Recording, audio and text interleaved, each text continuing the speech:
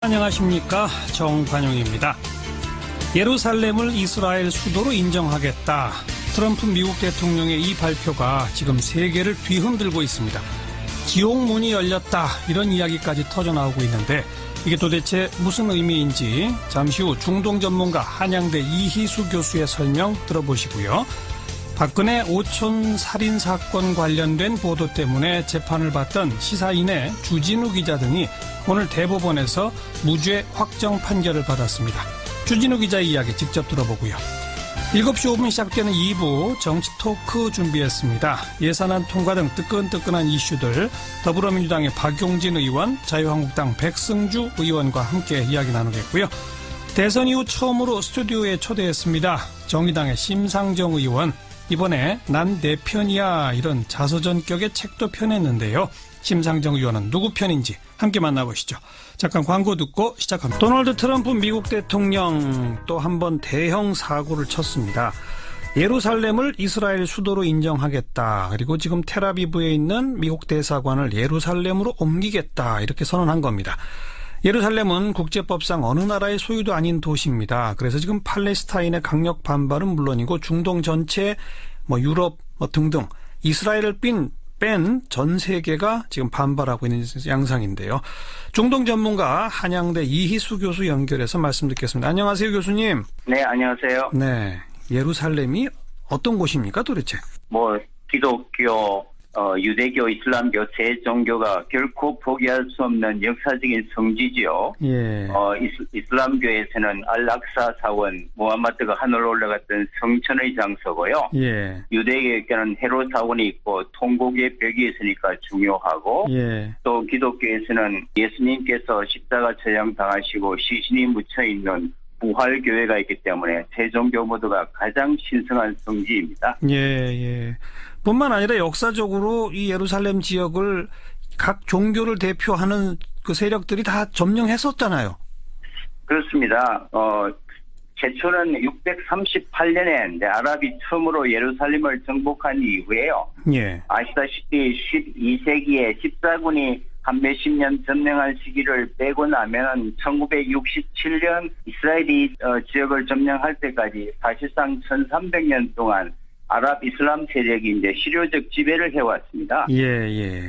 그러다가 이제 1947년 팔레스타인 땅을 유대와 팔레스타인 두 국가로 나누자는 유엔 분할안이 이제 상정됐을 때, 예. 그때 국제사회가 이 예루살렘을 특정 종교의 귀속으로는 할 수는 없다. 그래서 이미 1947년 유엔 분할안에 의해서 국제적 관리에 두는 특별 지위를 국제사회가 인정한 바가 있고요. 네. 바로 1년 뒤에 1948년 이스라엘이 건국하면서 일방적으로 예루살렘 서쪽 예루살렘을 자국 영토로 귀속해버렸습니다. 예. 더 결정적인 문제는 중동 3차 전쟁이죠. 1967년 전쟁에서 아시다시피 이스라엘이 예루살렘 동쪽뿐만 아니라 이제 시나이 반도, 이집트 경계에 있는 요단강 서쪽의 웨스트뱅크, 시나이 반도를 이제 점령함으로써, 예. 그때부터 오늘날까지 50년 동안 사실 이스라엘의 실효적 지배를 해오고 있는 거죠. 예. 그렇지만 국제법상 또 유엔의 결의상 어느 나라 소유도 아닌 도시로 현재 되어 있는 그런 것 아니겠습니까? 따라서 지금 이스라엘의 그 예루살렘에 대사관을 두고 있는 국가가 한 나라도 없다면서요? 그렇습니다. 67년 전쟁 이후에 유엔 결의안 242조 또 338조에 의해서, 예, 이스라엘의 점령적으로부터의 즉각적인 철수와 동예루살렘 국제관리와 국제적으로 인정된 하나의 이제 국제법이기 때문에, 예, 그 결의에 따라서 지금까지 어떤 국가도 예루살렘에 대사관을 두지는 않았습니다. 네. 그런데 트럼프 대통령은 도대체 왜 이런 일을 했을까요? 어떻게 생각하십니까? 우선 이게 역대 미국 대통령 후보자들이 반드시 예루살렘을 이스라엘 수도로 인정하겠다는 하나의 전형적인 이제 선거 공약들이 있어 왔고요. 예. 그렇지만 막상 대통령이 된 이후에는 한 번도 이걸 이제 이행한 적은 없었어요. 그렇죠. 예. 그런데 이번 이제 트럼프 대통령이 사실은 지난 5월에 예루살렘을 방문하면서 미국 현직 대통령으로서는 처음으로 그 동북의 벽에 가서 키파라나 유대인 모자를 쓰고 이제 참배함으로써 네. 가인적인 행보를 보여서 이미 진작은 하고 있던 상황이었습니다. 예. 이제 아시다시피 이제 트럼프 대통령의 그 정치적 기반이 유대인 파워로 알려져 있고, 네. 사위 쿠슈너가 유대인이고, 또 부인 아방카까지도 이제 개종했을 뿐만 아니라, 트럼프의 사업적 기반이 이제 부동산과 이런 것들이 유대인과 국제금융을 장악하고 있기 때문에, 중요한 선거 지지 기반인 의도도 있겠죠. 예. 그런데 지금 전 세계가 반발하고 있지 않습니까? 심지어 교황까지 비판하고 있다는데, 정말로 대사관을 이전할 수 있을까요? 제가 보기에는 아직까지는 구체적으로 대사관을 이전한다는 것은 미국의 완전 고립을 의미하고, 그러니까요. 그렇지 않아도 지금 하마스가 분쟁 상태에 있는데, 이거는 이제 기름에 불을 끼얹는 길로 가기 때문에, 이제 정치적 선언을 했지만 대사관을 실제적으로 옮기는 문제는 전혀 다른 문제인 것 같습니다. 최근에 이제 트럼프가 이제 중동 문제를 근원적으로 재편성하려는 움직임을 보이고 있습니다. 이전 팔레스타인 문제가 50년이 지날수록 전혀 진전이 없는 상태에서 이걸 이제 판도라의 상자를 열어서 처음부터 구조를 완전히 새로 짜겠다는 생각을 하고 있는 것 같고요. 그런 면에서 지난 50년간 아무도 건드리지 않았던 이 금기의 상자를 떨어뜨렸던 것 같습니다. 즉 협상을 통해서든 뭐가 됐건 중동의 질서를 재편성하기 위해서 일단 둘 수 있는 초강수를 먼저 던졌다, 이렇게 해석하면 될까요? 그렇습니다. 앞으로도 지금 이제 국내 정치도 상당히 어려운 입지지 않습니까? 그렇죠. 그래서 이제 최근에 이제 사우디와 이스라엘을 결합시키면서 지금 중동에서는 미국, 이스라엘, 사우디 측과 러시아, 중국, 이란이라고 하는 신냉전 구도가 급속히 형성되고 있습니다. 이런 새로운 거대 중동 전략의 일환으로 이런 초강수를 트럼프 행정부가 뜨지 않았나 짐작됩니다. 네. 당장 무슨 무력 충돌 같은 게 벌어질 우려는 없다고 보세요? 무력 충돌은 현재 상황에서는 기대하기 어렵고요. 사실은 이제 미국 최대 무기 구입국이 사우디고 10대 무기 구입국 중에서 사우디아라비아, 카타르, 아랍에미리트 세 나라가 들어가 있습니다. 그래서 긴장 국면 조성이라는 것은 사실 미국 싸움에 도움이 되지만 실질적인 전쟁이 일어난다면 이거는 미국뿐만 아니라 서방 세계 전체의 데미지가 크기 때문에 실질적인 전쟁으로 일어나지는 않겠지만 이 선언 자체가 이제 하마스를 비롯한 이슬람 급진주의자들에게 힘을 실어줘서 이것보다도 훨씬 가격한 시위나 테러가 확산될 가능성은 많아 보입니다. 테러의 우려는 훨씬 커졌다. 여기까지 말씀드릴게요. 고맙습니다. 네, 감사합니다. 한양대학교 이희수 교수였습니다.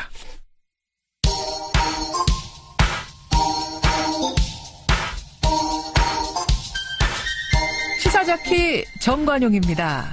여러분은 지금 CBS 라디오와 함께하고 계십니다. 저는 출근길 김현정의 뉴스쇼 김현정입니다. 고 박정희 전 대통령 그리고 그 아들 박지만 씨에 대해서 허위 사실을 유포한 혐의로 기소됐던 시사인의 주진우 기자, 오늘 대법원 판결로 무죄가 확정됐습니다. 이게 이제 박근혜 오천살인 사건 이것과 관련된 고소였기 때문에 이번 선고 결과 더 주목받는데요. 주진우 기자 직접 연결해 봅니다. 안녕하세요. 네, 안녕하세요. 우선 무죄 확정된 거 축하드리고요. 네, 축하받을 일인지는 잘 모르겠습니다. 네. 이게 그러니까 2012년 대선 직전에 주진우 기자가 쓴 기사 때문에 이게 시작된 거죠? 네, 그렇습니다. 기사가 어떤 내용이었죠? 박근혜 대통령의 오촌간에 살인 사건이 있었어요. 살인을 하고 자살을 했다. 이렇게 경찰에서 보도 자료를 냈는데, 그 사건은 2011년에 있었던 거죠? 그렇습니다. 근데 그 사건이 그냥 단순한 자살 사건으로 보기엔 이상한 점이 너무 많다. 특별히 경찰이 너무 수사를 안 해서 이 사건이 의혹 덩어리다, 이 얘기를 했습니다. 살해 후 자살이라고 하는 경찰 발표가 구멍이 많다. 네네. 근데 그거에 대해서 박지만 씨가 자신의 명예를 훼손했다고 고소한 거잖아요. 네, 그렇습니다. 박지만 씨가 고소를 저한테 6건을 했었는데요. 그 중에 한 건이 이 사건이었습니다. 그러니까 그 경찰 조사 결과 발표에 구멍이 많다는데 그게 박지만 씨랑 연결이 되나요? 그 재판에서 오촌살인 사건 일어나기 직전에 재판에서 그 그 사례와 관련된 내용이 그 박지만의 사주가 있었다. 네. 박지만의 사주로 박용철을 죽이려 한다. 이런 내용이 조금 있었습니다. 재판 내용에 이런 그 몇 가지 진술이 있었다는 내용을 제가 보도하기도 했었죠. 아, 근데 그거는 뭐 주진우 기자가 그냥 취재해서 쓴 게 아니라 재판 과정에서 나왔던 진술을 인용한 거다? 네, 진술, 나왔던 내용을 그대로 판결문을 보고 쓴 거죠. 예. 그런데 그것이 허위 사실이므로 나의 명예를 훼손했다는 게 박지만 씨의 주장이었던 거죠? 네, 그렇습니다. 근데 법원은 뭐라고 판단한 겁니까? 충분히 의심할 여지가 있었고, 판결에 대해서도 의문을 품는 게 언론의 역할이다, 이렇게, 판결문에서 이제 판시하고 있는데요. 예. 지금이야 그런데 사실 1심과 2심, 그리고 그 전에 영장실질심사 때는 굉장히 어려웠었습니다. 그 얘기를 하는 것조차도, 그 의견을 받아주는 것조차도 예. 용기가 필요한, 법조인들의 용기가 필요한 내용이었어요. 아무튼 이 사건으로 고소당한 후에 검찰은 구속영장 청구했는데 기각됐고, 네. 1심에서 무죄, 2심에서 무죄 그렇게 된 거잖아요. 네, 그렇습니다. 그러니까 사법부는 일관되게 주진우 기자의 보도가 허위 사실이라고 볼 수 없다 이렇게 한 거군요. 네, 사실 대통령 주변의 살인 사건을 얘기했다는 것이 가장 큰 저의 죄인데요. 예. 그게 살인 사건이 이상하다. 네. 내용이 크게 다르지 않았어요. 거기에서 벗어나지도 않았어요. 그리고 예. 경찰이 가장 중요한 증거를 잃어버렸어요. 수사 과정에서. 예. 휴대전화에 살인 관련 살해 지시가 담겨 있는 휴대전화가 있다고 얘기하고 다녔습니다. 죽은 박용철 씨가. 예. 근데 휴대전화를 하나를 경찰이 수사 과정에서 잃어버렸어요. 잃어버려요? 네. 이게 말도 안 되는 수사 과정이었는데, 예. 그것도 이상하다고 얘기했는데, 이상한 것을 이상하다고 얘기한 죄로 구속영장이 청구됐었죠. 그런데 다 기각됐고. 네. 분명히 오통간 살해 후 자살이라고 하는 거는 사실은 뭐라고 추정되는 겁니까? 지금 주변 당사자들도 그렇고요. 그리고 관계자들도 그렇고 또 다른 공범이 있었고 그 자리에. 네. 그리고 어떤 세력이 살해를 위해서 준비를 했다는 내용들이 하나씩 둘씩 드러나고 있습니다. 네. 저도 그런 증인을 몇 명 만났어요. 예. 그러니까 분명 사촌 간에 죽이고 자살한 사건은 아니었어요. 예. 그런데 이 얘기가 나오는 것 자체, 특별히 오촌살인 사건 얘기가 나오는 것 자체를 박근혜 전 대통령과 박지만 씨가 극도로 싫어했죠. 그래서 예. 공권력이 남용되면서 악용되면서 저에 대한 계속된 압박이 있었죠. 네. 주진우 기자는 그 사건 취재하면서 한 취재원으로부터 그러다가 죽는다 이런 말까지 들었다면서요? 아, 네. 그런 얘기를 너무 많이 들었어요. 그래서 오늘 말고 내일 죽이러 와라 이런 얘기를 한 적도 있었어요. 그러니까 굉장히 위협하고 협박했는데 그게 유경자단 폭력 사건 그리고 살해 사건에 관여했던 사람들이었어요. 그래서 굉장히 제가 느끼는 위협은 컸었습니다. 그러니까 저분이 그 당시에 쇠파이프로 누구 머리를 깬 사람이었고 저분은 쇠망치로 누구의 다리를 부러뜨린 사람이고 그런 사람들이었는데 그런 사람들이 저를 협박하니까 굉장히 또 압박이 심했죠. 지금도 그런 협박은 계속됩니까? 가끔 하는데요. 가끔 한 2주 전에도 그런 협박을 했었는데요. 이제는 좀 만성화돼가지고 그냥 지나가고 있습니다. 네. 자, 어쨌든 박근혜 오촌살인 사건은 재수사의 가능성은 없는 겁니까? 지금 광역수사대, 경찰청 광역수사대에서 수사를 하고 있습니다. 재수사를 해서 20여 명의 수사 관련자들을 불러다 조사를 했고요. 저도 그 중에 한 명이었어요. 예. 참고인으로 갔다 왔는데 예. 이게 뭐가 문제냐면 공권력. 그러니까 경찰이 1차 초등 수사를 하다가 예. 그냥 덮었어요. 예. 2011년 9월 6일 사건인데 새벽과 아침에 두 주검 사체가 발견됐는데 예. 그날 오후에 이미 한 사람이 죽이고 자살한 사건이라고 중간 수사서 결과를 발표했어요. 예. 그리고 CCTV나 통화 내역 조사도 안 하고 덮었고요. 그 다음에 예. 아까 말했던 박용철 씨, 살해당한 박용철 씨의 휴대전화가 사라졌어요. 경찰에서 예. 수사 과정에. 근데 이런 부분이 먼저 밝혀지고 규명이 되고 나서 수사가 진전해야 되는데 경찰이 자기 발등을 찍어내면서 그러니까 경찰을 수사하면서 이 진실을 밝힐 수 있을지는 조금 의심이 되고 조금 의혹의 눈초리를 쳐다보고 있는 입장입니다. 벌써 한 20여 명 주기자를 포함해서 소환해서 조사했다는데 거기에 1차 수사를 담당했던 경찰관들은 없는 거예요? 수사를 하고 있는 것 같은데 초반에는 없었는데 분명히 그 수사가 1차적으로 진행돼야 된다고 봅니다. 거기에서 진실은 그 안에 다 있어요. 예. 네, 이게 어렵게 다르게 찾을 필요 없이 경찰 캐비넷에 진실은 다 있다고 봅니다. 언제쯤 그 결과가 나올까요? 수사 결과가? 수사 결과 이게 어려운 수사가 아닙니다. 살인 사건인데 그리고 여러 증언자들이 나오고 있습니다. 그리고 유경재단과 그리고 이 폭력 사건, 살해 사건 주변에 있던 폭력 행위에 가담했던 사람들이 증언하기 시작했어요. 그리고 자기가 위험하다고 얘기하기 오래 걸릴 일이 아니다. 금방 나올 것이다. 네, 오래 걸릴 일이 아닙니다. 알겠습니다. 경찰의 의지가 있으면 금방 해결될 거라고 봅니다. 함께 기다려 봅시다. 수고하셨어요. 네. 시사인의 주진우 기자였습니다.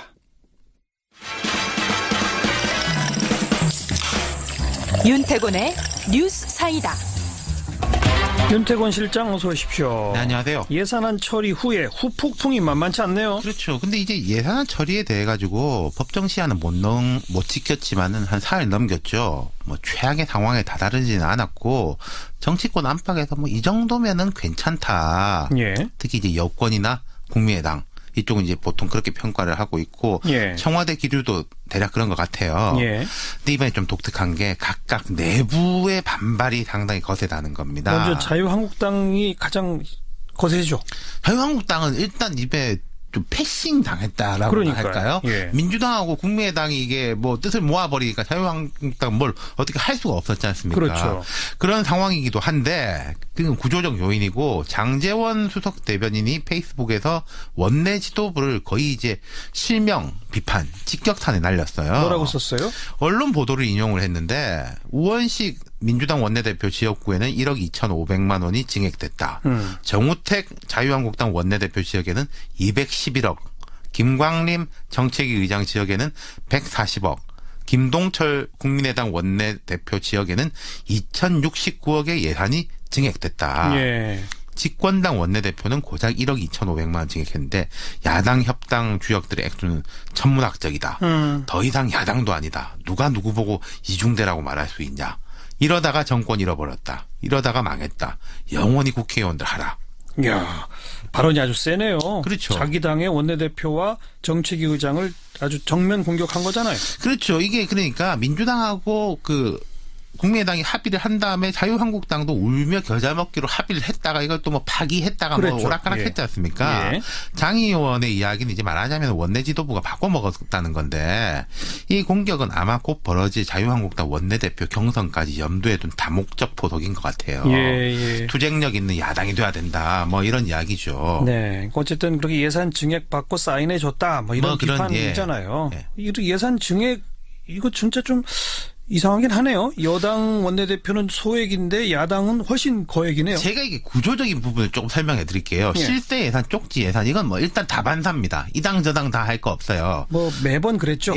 그리고 이제 왜 여당보다 야당이 증액이 많냐 지도부가 이런 면이 있습니다. 우원식 원내대표가 이번에 그랬다는 건 아닌데 여당에 힘 있는 사람들은 예산 평등할 때 영향력을 끼쳐요. 정부에다가. 정부 여당 아닙니까? 기재부가 편성을 할 때 이제 미치고 야당은 이제 뒤늦게 증액을 시키는 시기거든요. 그러니까 정부안이 국회로 넘어올 때 이미 여당 실세 쪽은 반영됐을 가능성이 있다. 그런 가능성이 높고 그리고 또 서울보다 지역이 증액이 많이 되는 편이에요. 서울의 지역구 예산이라는 게 이제 특정하게 나오는 경우가 잘 없거든요. 그렇죠. 서울은 이제 서울 전체라든지 이런 식인 것이고 지방은 좀 다르죠. SOC 예산이 있으니까요. 아무튼 자유한국당 장제원 수석 대변인의 그 강한 글, 그 내부 후폭풍을 정리해봤고 더불어민주당도 후폭풍이 있어요? 오늘 조선일보만 기사로 썼는데 그 당내에서는 이게 좀 심각하게 보더라고요. 지지층들, 강경 지지층들이 우원식 원내대표에 대한 비판이 워낙에 높다는 겁니다. 문자 메시지도 상당히 많이 받았다 그러더라고요. 예. 말하자면은 야당에 양보를 많이 했다. 너무 많이 양보했다. 네. 문 대통령 주요 공약에 타격을 입혔다. 아까 그 제가 말한 증액 예산 이런 것도 퍼주기 한 거 아니냐. 예, 예. 원내대표가. 예. 이제 그런 논리인 것인데 근데 이제 막상 문 대통령은 예산안이 마무리되고 표결 직전에 원내대표한테 전화해가지고 잘 된 것 같다. 끝까지 잘 마무리해달라. 이렇게 이야기를 했고 오늘 서울 노원구에서 진행된 뭐 노원 제로 에너지 실증단지 오픈하우스 행사라는데 참석을 했어요. 대통령이. 예. 예. 우원식 원내대표 지역구거든요. 이건 간접적으로 힘을 실어준 네. 거죠. 네. 예. 이런 각 당 내부의 불만 어떻게 해석해야 합니까? 일단 협상이라는 게 주고받기니까 어느 한쪽이 100% 만족할 수는 없어요. 네. 그리고 내부 반발이 어떨 땐 협상의 이제 지렛대 역할을 하기도 하는데 그렇죠. 이번 독특하긴 한 게 자유한국당은 너무 무기력한 건 맞습니다. 이게 원내대표가 뭐 잘하고 잘못하고를 떠나가지고 예. 패싱 이야기까지 나오고 있으니까 아마 원내대표 경선 앞두고 있으니까 이런 이야기 더 많이 나올 겁니다. 예. 민주당 같은 경우에는 이게 민주당 여당이 협상을 한 다음에 우리가 승리했다는 말을 잘 안 해요. 상대가 반발하지 않습니까? 그러니까 양보한 걸 많이 부각을 시키는데 이게 악영향을 미친 것 같아요. 네. 강경 지지층들이 또 좀 여론을 주도하는 현상이 있지 않습니까? 예. 얼마 전에 안희정 충남지사가 이제 무슨 강연에서 이제 이견을 용인하는 문화를 가져야 된다. 문 대통령은 약한 분이 아니다. 이랬다가 그렇죠. 이제 호된 비판을 받고 이제는 할 말 있으면 집에서 방문 잠그고 전화로 이야기하겠다 이랬거든요. 예. 여당 의원들이 좀 우려하고 있다라는 분위기는 이런 분위기에 대한 거죠. 네. 어쨌든 예산안 심사 결과를 보면 복지 예산을 한 1조 5천억 깎으면서 SOC가 그만큼 늘었죠. SOC가 한 1조 5천억 늘었다. 네. 이건 정말 짚어봐야 할 문제입니다. 그렇죠. 수고하셨습니다. 목요일 꾸며드리는 코너 정치 토크 시간입니다. 정치권 이슈들 여야 의원들의 목소리로 직접 들어보고 있죠. 더불어민주당 박용진 의원 안녕하세요. 네, 안녕하세요. 박용진입니다. 자유한국당 백승주 의원 안녕하세요. 예, 경상북도 구미 백승주 의원입니다. 네, 두 분 전화상이지만 인사 좀 하시고요. 안녕하세요, 백 의원님. 반갑습니다. 예, 박용진 의원님 안녕하세요. 네. 예. 자, 오늘은 예산안 통과 부분에 대한 이야기하고 북한의 그 미사일 발사에 대한 우리 정부 대응 이 두 가지 주제를 좀 논의하겠는데요. 먼저 여당부터 박용진 의원 예산안 통과 어떻게 보십니까? 먼저 국민 여러분들께 송구하고 죄송합니다. 원래 법으로 정해져 있는 시한을 이렇게 넘기게 된 건 뭐 입이 10개라도 할 말이 없는 국회 탓이고요. 여당으로서 그 책임에 대해서 국민 여러분들의 나무람과 꾸짖음 잘 새기고 앞으로도 책임 있게 가겠습니다. 다만 부족하지만 늦게라도 민생 안전 챙길 예산이 확보됐고요. 또 소득주도 경제성장의 첫걸음의 예산도 마련이 됐습니다. 기초연금의 확대, 아동수당의 도입 이렇게 해서 관련된 예산 등이 이제 확보가 돼서 우리 국민들의 삶의 질 향상시키겠다고 하는 그런 정부의 어떤 그 밑그림이 역시 예산으로 반영이 되었고요. 문재인 대통령이 후보 시절에 약속했고 또 야당의 많은 당 대표님들이 대통령 후보 시절에 바로 몇 달 전이에요. 그때 국민들께 약속했었던 부분들이 이번 예산에서 반영이 되었다라고 생각을 합니다. 네. 자유한국당 백승주 의원도 총평해 주시면요. 우선 국민의 절대 다수가 자유한국당에 기대했던 집권 여당의 독주를 막지 못한 데 대해서 책임을 통감하고 송구하겠습니다 합니다. 이런 예산안 처리 과정만 들여다본다면은 두 개의 여당과 한 개의 야당의 처절한 그 국회 지형이 그 국회 예산안 통과 과정에서 그대로 반영되었습니다. 집권 여당이 그 제1야당을 존중해서 합의해야 되는 그러한 정치의 어떤 검도, 우회 정치의 검도를 철저히 어겼습니다.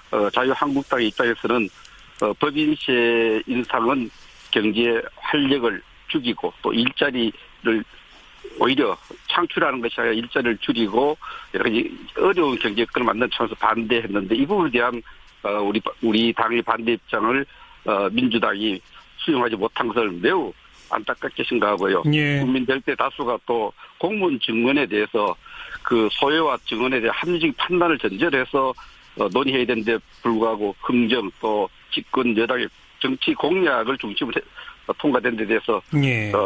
굉장히 안타깝게 생각하고 잘못되었다 이렇게 생각을 합니다. 네. 방금 백승주 의원 표현 가운데 여당이 제1야당의 의견을 묵살하고 국민의당을 또 하나의 여당으로 만들었다 이런 얘기를 하셨는데 박용진 의원 어떻게 들으셨어요? 국민들께서 지금 이 청취하시는 분들께서는 진짜로 그런 줄 알고 큰일 났다 걱정하실 것 같은데 이게 좀 저는 근거가 없다 이런 말씀을 드릴게요. 왜냐하면 각각 상임위에서 예산 다 논의하셨잖아요. 그리고 예결위원회에서 또 그 하고 날 그 많은 세월 시간 동안 또 논의하셨잖아요. 예. 게다가 소소위에서 또 논의하셨잖아요. 그리고 더 나가서 그러니까 우리 3당 교섭단체 대표들끼리 모여서 또 논의하셨잖아요. 예. 그 많은 논의를 다 그러면 우리 여당에서 자유한국당을 무시했다고 그렇게 얘기하신단 말이에요. 그거는 근거 없는 말씀이에요. 이번에도 보니까 예산안 통과 과정에서요. 본회의장은 안 들어오세요. 근데 합의해서 발표는 했잖아요. 예. 그거를 그냥 통과시키는데 그거를 안 들어오고 나중에 들어와서는 방해를 하고 그러시던데 지금 보면 막 문자도 보내고 현수막도 보내서 우리 지역 예산 이만큼 우리가 확보했다라고 하는 야당 의원님들 많이 있으시더라고요. 예. 그러니까 지역 예산은 챙기시면서 왜 나라 예산은 안 챙기세요? 합의하고 왜 뒤집죠? 그리고 회의 과정, 국회 본회의 과정을 왜 들어와서 방해를 해요? 자, 백승주 의원 바로 받아보시죠. 거대 야당으로서의 국민들은 거대 야당으로서의 자질을 의심하고 계신다 이렇게 생각합니다. 네, 백승주 의원. 우선은 예산안이 통과될 당시 상황과 관련해서 자유한국당이 의총이 진행 중에 있었습니다. 네. 의총이 진행되고 있는 상황에서 국회의장은 많이 기다렸다, 충분히 기다렸다 이야기하지만 예. 최소한 의총이 진행되고 있는 동안은 제1야당이 의사를 몇 번 확인해야 되는데 최종 의사를 확인하지 않고 기다렸다는 것만으로 또 충분히 기다렸다는 것만으로 회의를 진행했단 말이죠. 거기는 굉장히 잘못되었다고 생각하고요. 예. 또 그 3당 대표 간의 합의를 했다. 네. 합의 내용은 잠정 합의라고 원식 대표도 확인해 줬어요. 예. 잠정 합의라 임의 합의거든, 임시 합의거든요. 예. 그 3당의 의원총회를 통해서 추인을 받아야 되는데 예. 추인을 받지 못했어요. 우리 당 같은 경우에는. 예. 특히 잠정 합의 내용 중에도 법인세 인상 부분과 공무원 인력 증원 규모에 대해서는 자유한국당 대표가 반대하는 입장이 명시되어 있습니다. 그렇다면은 네. 이 가장 중요한 이 두 가지 부분에 대해서 좀 더 치열하게 논쟁하고 토론해서 합의를 이끌어내는 노력이 전혀 없었습니다. 예. 그 점에서 야당을 존중하지 않았다. 이렇게 이야기하고 있습니다. 그러니까 상임위 예결위 논의에 참여한 건 맞지만 가장 핵심 쟁점인 두 가지 부분에 대해서 제1야당 의견을 묵살했다. 그 주장이신 거죠? 그렇습니다. 예, 박용진 의원 실제로 네. 서명은 했습니다만 정우택 원내대표가 몇 가지 대해서는 반대다라고 하는 건 분명히 밝힌 건 사실인 것 같은데 그거 어떻게 보세요? 유보라고 써 있죠, 유보. 예. 네, 그 얘기는 의총 가서 한번 들어볼게요라고 하는 말씀이세요. 예. 그리고 저희 이른바 정부가 가져오고 여당이 요구했었던 원안을 그대로 지킨 게 아니고요. 여러 논의 과정 상임위와 예결위와 그다음에 최종 담판 과정에서 예. 저희가 얘기했었던 걸 다 양보했습니다. 그래서 절충안들이 만들어져서 그게 올라간 거예요. 그러니까 정우택 원내대표도 일단 유보해놓고 갔다 올게요. 이렇게 얘기를 한 거죠. 예. 그런데 만일에 확인도 안 하고 발표를 해서 의총에 그걸 가지고 온 게 문제였다고 그러면 자유한국당 원내대표를 탄핵하셔야죠. 왜 그거를 본회의장에 오셔가지고 국민들은 지금 그렇지 않아도 예산안 늦었다고 다들 국회한테 손가락질하고 여당의 책임을 묻고 의원들은 뭐 하는 사람들이냐고 얘기하는데 예. 그거를 본회의장 와서 적법하게 진행되고 있는 그거를 방해했는지 묻는 거고요. 예. 그다음에 또 하나는 의총을 무슨 오전 11시부터 하셨잖아요. 그리고 그 회의는 지금 밤 11시에 12시간이나 기다리다가 했는데 예. 우리 의총 중인데 왜 하냐고 얘기하시면 그건 전 말이 안 된다고 봐요. 이미 12월 1일 날 통과됐어야 될 것이 알겠습니다. 며칠이나 늦게 진행되고 있었던 거 아닙니까? 백승주 의원 한 말씀만 듣죠. 요 대목에 대해서. 예, 잠정 합의하고 최종 합의의 그 사이에서 우리 당 원내대표 정우택 원내대표도 분명히 사진을 찍고 잠정 합의로 그렇게 사용할 줄 몰랐다. 네. 이렇게 이야기를 해서 그 부분에 대해서 너무 순진했다. 이렇게 얘기를 합니다. 말씀하시는데 예. 어쨌든 이 부분에 대해서는 잠정 합의를 최종 합의인 것처럼 이렇게 국민들에게 설명한 부분, 언론에 설명한 부분은 대단히 잘못됐다고 생각하고요. 박용진 의원님 말씀처럼 그 세부적인 내용에 대해서 각 상임위에서는 상임위원회별로 토론된 거 맞습니다. 예. 맞지만 가장 중요하게 생각하는 이를 야당이 제일 중요하다고 생각하는 법인시의 부분과 공무원 인력 지원 규모에 대해서는 우리 당이 반대한 입장이 잠정 합의 속에도 들어있고 논의 있으면은 이거 하루 이틀 더 논의되고 일주일 더 논의한다 해서 그렇게 심각하지 않다고 생각합니다. 그런 측면에서 좀 더 우리 의총이 끝날 때까지 좀 기다려서 알겠습니다. 논의를 하는 것이 옳았다 생각합니다. 자, 지나간 일 여기까지 말씀 듣고 자, 이번에는 이제 북한의 미사일 발사 관련해서 자유한국당의 홍준표 대표가 국민들이 핵 인질이 된 상황에서 이 정부는 왜 레드라인을 넘지 않았다는 말만 하면 다냐 이렇게 비판했는데 백승주 의원 그 홍준표 대표의 그 비판을 조금 설명해 주시면요. 예, 저는 우리 대표 입장을 넘어서서 국방분야에 평생 연구한 전문가로서 말씀드리면은 우리가 북한의 핵 인질 속에 있었다. 이렇게 있는 상태를 레드라인 상태라 본다면은 북한이 이미 1차 핵실험하고 6차례 핵실험하고 단거리 미사일을 발사를 다 한 상태에서 그 수준에서 이미 1차 핵실험한 순간 벌써 북한은 레드라인을 우리 안보 국방관에서 넘었다 이렇게 봐야 됩니다. 그래서 ICBM의 완전한 성공, 기술적 성공을 확인하고 그것을 모든 전 세계 정보기관 확인한 순간을 레드라인을 넘었다고 이렇게 보는 것은 잘못됐다. 그 미국의 안보 수준에서 보면 그렇습니다. 그러나 대한민국의 안보 수준에서 보면은 1차 핵실험과 단중거리 미사일을 완성시킨 그 상태가 이미 우리 안보 핵 위협에 노출시켰기 때문에 레드라인을 넘었다 저는 그렇게 판단합니다. 박용진 의원 어떻게 들으셨어요?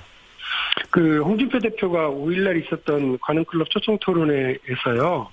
문재인 정부를 주사파 정권이다 이렇게도 표현을 하고 또 뭐라고까지 그러셨냐면 이 정부의 대북 외교 정책과 맞서 싸우겠다 이렇게 말씀을 하셨더라고요. 근데 홍준표 대표님 맞서 싸워야 될 것은 문재인 정부가 아니고요. 북한의 김정은 체제이고 중국의 잘못된 간섭이고 한반도 전쟁 위기잖아요.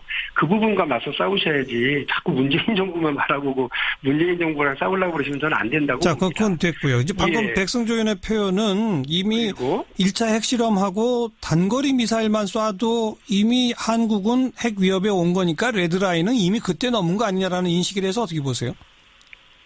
말씀하신 대로라면 이미 예전부터 그러면 핵 위기와 관련돼서 정부가 뭘 했어야 된다라고 하는 거고 그러면 그 박근혜 정부하고 이명박 정부 때는 뭐 하신 거죠? 그러니까 저는 그거를 이게 지금 계속해서 지속적으로 커져온 북의 미사일 개발과 핵 위기와 관련해서 이 정부 때 뭐가 생겼다라고 하면서 자꾸 외교 안보 문제를 정쟁화하려고 하는 것은 안 된다라고 생각을 합니다. 그러니까 저희가 야당일 때도 기본적으로 외교와 국방 문제에 대해서는 원마이크라고 하는 그 금도를 지켰어요. 그런데 지금 홍준표 대표나 자유한국당을 보면 수시로 미국 가서 중국 가서 외교 문제를 자기들이 풀겠다고 얘기를 하시는데 이게 오히려 우리의 외교 국방 안보 문제를 풀어가는데 오히려 혼선만 가져올 뿐이라고 저는 생각을 합니다. 무슨 성과가 있겠습니까? 지금은 정말 위중한 상황이니까 저희도 압니다. 위중한 상황이니까 야당의 협조를 요청하고 있는 거 아니겠어요?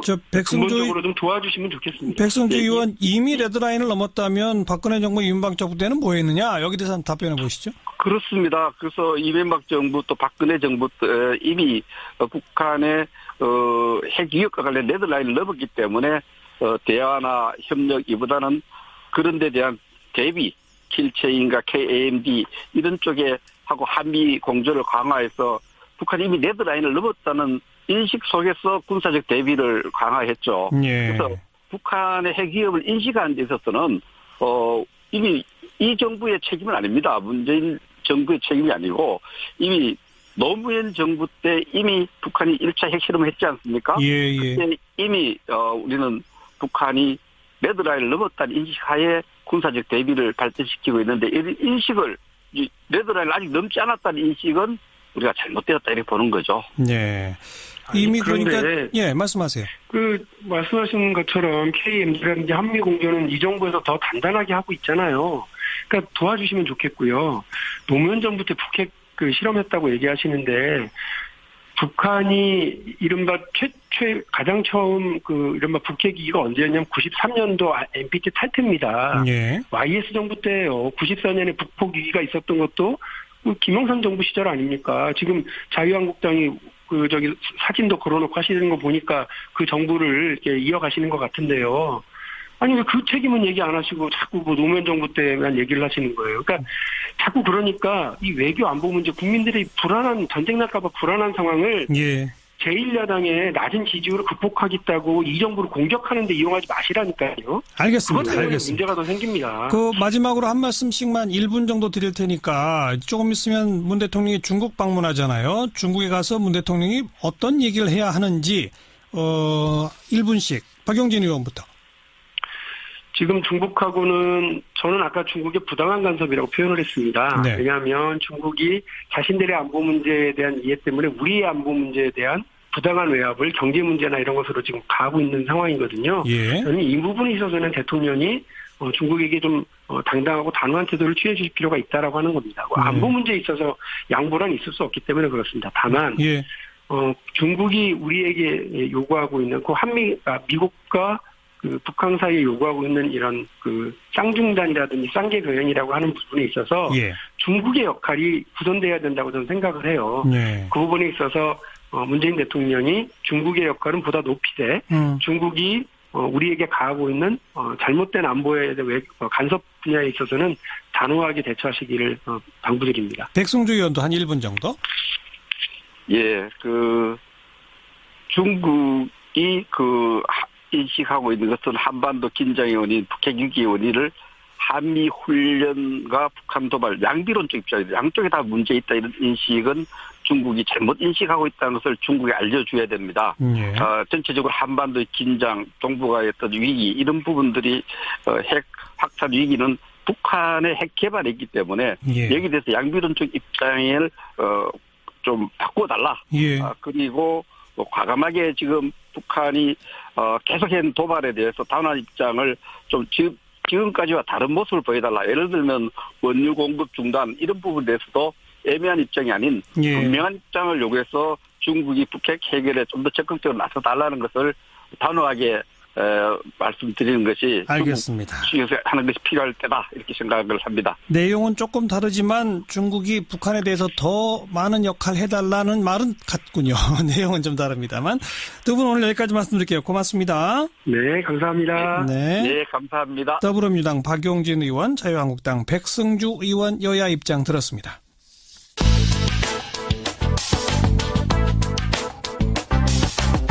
궁금한 뉴스, 만나고 싶은 사람.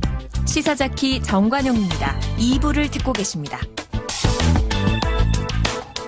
사운드 오브 뉴스 시간입니다. 김민아 기자 어서 오세요. 안녕하세요. 들어볼 소리는요.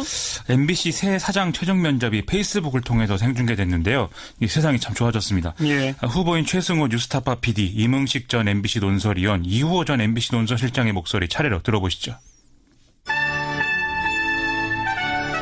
지금 이것을 정말 이게 이제 마지막 기회다. 이게 국민이 우리한테 준 마지막 기회다.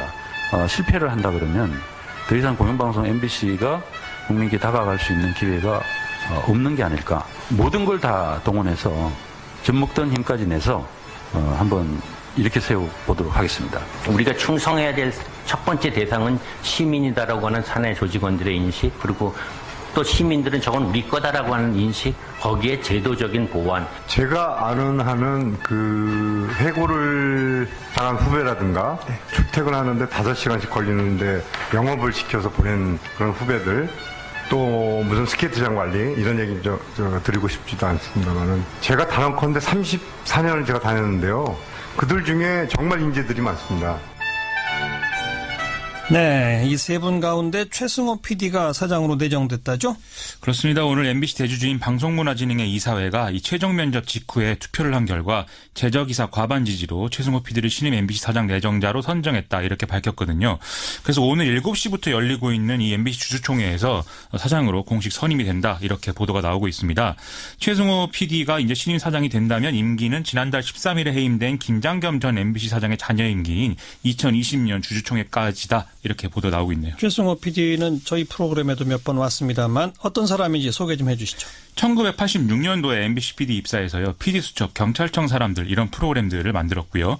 2003년부터 2005년까지는 언론노조 부위원장 그리고 MBC 본부장을 맡았습니다. 2006년에 PD 수첩을 통해서 서울대 황우석 교수의 줄기세포 조작 의혹을 제기를 했었고 이명박 정부 당시에 4대강 사업 등에 대한 어떤 다큐멘터리들을 제작해서 이걸로 상을 받기도 했죠. 예. 그런데 2012년 방송 정상화를 요구하는 파업에 참여했다가 해고가 됐는데 이후에 소송을 제기해서 2심까지는 해고 무효 판결이 나왔지만 대법원 판결은 아직 안 나온 상태입니다. 2013년부터 비영리 탐사 보도 전문 언론을 표방하고 있는 뉴스타파에서 제작과 진행을 맡았었고요. 그러면서 간첩 조작 사건을 다룬 자백 그리고 이명박 박근혜 정부의 언론 장악을 추적한 공범자들 이런 다큐 영화를 제작해서 상당히 많은 이제 화제를 낳기도 했습니다. 최종 면접에서는 어떤 이야기를 했죠? MBC에서 자신의 프로그램을 잘 만들 수 있었던 것은 다른 언론사에 비해서 자율성이 제대로 잘 보장됐기 때문이었는데 지난 9년간 이게 망가졌고 그래서 자기도 떠날 수밖에 없었다 이런 얘기를 했고요. 사장이 인사권을 휘둘러서 구성원들이 원치 않는 사람을 요직에 앉히고 은밀한 의도를 관철시킨 것 등이 문제였기 때문에 이런 거 못하도록 견제장치를 만들어야 된다 이렇게도 주장을 했습니다. 또 노사공동재건위원회를 만들어서 그간의 이제 부패와 권한남용을 엄정히 조사를 하겠지만 정파적인 입장에서 판단하지 않겠다 이렇게 얘기를 했고요. 예. 마지막으로 들으셨듯이 뭐 이게 국민이 준 마지막 기회고 가용한 모든 재원을 사용해서 콘텐츠를 살려내겠다 이러한 포부도 밝혔습니다. 잘 해주길 기대하고요. 다음 뉴스는? 국정원이 댓글을 통한 국내 정치 개입 사건뿐만이 아니라 서울시 공무원 간첩 조작 사건 수사 당시에도 수사를 조직적으로 방해했다 이런 의혹이 제기가 됐습니다. 오늘 서울시 공무원 간첩 조작 사건 변호인단에 따르면 최근 국정원 내부자 모 씨가 검찰 수사를 막기 위해 당시에도 위장 사무실을 만들어서 압수수색에 대비했다 이런 내용의 주장이 담긴 일종의 투서를 민병과 검찰에 보냈다는 것인데요. 그래요. 이 국정원 댓글 사건 수사를 방해한 당시에 이제 이것도 이제 거의 같은 수법으로 이루어졌다라는 것이죠. 이 작업에 관여한 국정원 직원 이름까지 나열할 만큼 이 내용이 구체적이라고 합니다. 근데 이미 지난달에 국정원 적폐청산 태스크포스에서는 이 사건 조사해가지고 국정원의 조직적 차원의 증거 조작은 없었다 이렇게 발표하지 않았었어요? 그렇죠. 지난달 8일에 국정원 개혁위원회가 밝힌 내용을 보면 당시 담당 수사관이 피해자인 유호성 씨의 동생 유가려 씨를 회유를 했다. 그리고 무리하게 수사를 진행해서 이제 결과적으로 부실 수사가 됐다. 이런 정황들은 있지만 뭐 국정원 지휘부의 어떤 증거 조작 지시 묵인 등의 정황은 발견하지 못했다. 이렇게 밝힌 바 있죠. 예. 당시에 유호성 씨는 국정원 개혁위의 이러한 결론에 반발을 해서 기자회견을 열고 피해자인 자신은 조사를 받은 일도 없는데 이런 결론이 난 것은 이해가 되지 않는다. 이런 주장을 하기도 했습니다. 그러니까 지난달에 그런 발표가 나온 거는 왜 그런 거예요? 일단 검찰이 좀 수사를 해봐야 전모가 밝혀질 것 같은데 일각에서 나오는 얘기는 국정원 개혁위 구조에 근본적인 좀 한계가 있는 거 아니냐 이런 지적이 나오고 있습니다. 국정원 개혁위원회는 지금 민간위원 8명하고 국정원 전현직 직원 5명으로 구성이 되어 있는데 국정원 내부 조직인 적폐청산 TF가 1차로 조사해온 내용을 가지고 판단을 내려서 다시 적폐청산 TF에 추가 조사를 요구하는 이런 구조가 돼 있다는 거죠. 예. 즉 내부 조직인 적폐청산 TF가 조사 대상자인 국정원 내부자들의 비협조든 아니면 본인들의 자체 판단이든 소극적으로 이 수사에 대처하게 되면 조사 대상이 된 사건의 실체를 파악하기 어려운 구조다. 이런 얘기도 나온다는 것입니다. 예. 그렇다고 뭐 외부에서 국정원 내부를 직접 들여다볼 수 있게 그런 권한을 주자니 보수 세력 일각에서는 민간인이 포함된 이런 위원회가 국정원 내부 자료를 다 검토하는 것은 위법이다. 이런 지적을 하고 있어서 또 이것도 쉽지 않다는 것인데요. 예. 어쨌든 서울중앙지검은 이 사건을 공안 2부에 배당한 상태라고 합니다. 더 지켜봐야 되겠네요. 진실이 뭔지. 그렇습니다. 다음 뉴스는요. 문재인 대통령이 황찬현 전 원장이 지난 1일에 퇴임해서 공석이 된 감사원장 후보자에 최재형 사법연수원장을 오늘 지명을 했는데요. 최재형 후보자는 경남 진해 출신이고 경기고 그리고 서울대 법학과를 졸업한 이후에 판사 생활을 하다가 올해 2월부터 사법연수원장으로 재임을 했습니다. 청와대는 최재형 후보자가 판사 임용 후에 30여 년간 다양한 영역에서 사회적 약자와 소수자의 권익 보호, 국민의 기본권 보장을 위해 노력해왔다. 이렇게 평가를 하고 있는데요.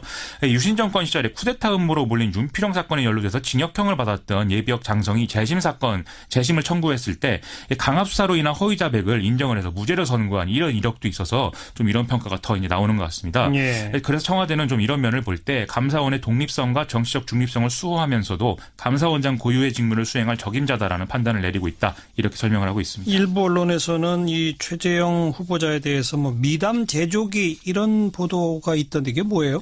사법연수원 시절에 다리를 쓰지 못하는 동료를 2년간 업어서 출퇴근시킨 일화가 유명하다고 하고요. 최근에는 자녀 2명과 함께 13개 구호단체에 4천여만 원을 기부했다. 이걸로도 상당히 많이 회자가 되고 있다고 합니다. 예. 뭐 미담도 미담인데 청와대가 지난번 공개한 이른바 이제 인사검증 7대 기준 있지 않습니까? 여기에 걸리지 않는 후보를 찾기 위해서 상당한 노력을 해서 좀 충분한 시간을 들여서 검증한 인사다. 이런 설명도 같이 하고 있는 상황입니다. 인사청문회 통과해야 하는데 뭐 가능성이 높겠네요, 그러면. 그렇게들 보는 것 같습니다. 일단 야당들은 감사원 독립성과 정치적 중립성을 지킬 수 있겠는가, 또 7대 기준, 나아가서는 그 이전에 5대 기준에 위반이 없는가, 이런 걸 기준으로 놓고 철저히 검증하겠다 이렇게 밝히고 있는데요. 예. 이게 최근 예산안 처리 정국 거치면서 자유한국당이 뭐 속된 말로 독이 좀 올라 있는 상태고, 국민의당 일부에서도 지금 이 과정에서 정부 여당이 너무 길어진 거 아니냐 이런 얘기도 있어서 쉽게 넘어가자는 분위기는 아닌 게 사실입니다. 하지만 청와대는 뭐 걸릴 게 없는데 무난히 청문회에 통과할 수 있지 않겠느냐 이런 입장을 지금 가지고 있습니다. 네. 다음 뉴스요. 예산안 처리 국면에서 바른정당 유승민 대표가 국민의당을 비판하는 등의 이런 사건들이 있었지만 다시 국민의당의 진로를 둘러싼 논쟁에 불이 붙는 상황이 됐는데요. 오늘 국민의당과 바른정당, 국회에서 양당 의원 모임인 국민통합포럼 정책 세미나를 열고 정책연대의 과제와 발전 방향에 대해서 의견을 나눴습니다. 안철수 대표는 이 자리에서 양당이 다당제를 지키기 위해서 노력해야 한다 이렇게 얘기를 했고요. 유승민 대표는 공통분모를 찾기 위해 노력하자 이렇게 화답을 했는데요.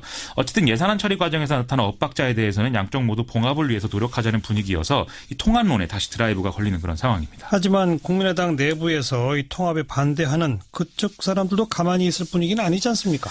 어제 국민의당 내에서 이제 통합에 반대하는 사람들 모임인 평화개혁연대 첫 공식 행사가 진행이 됐는데요.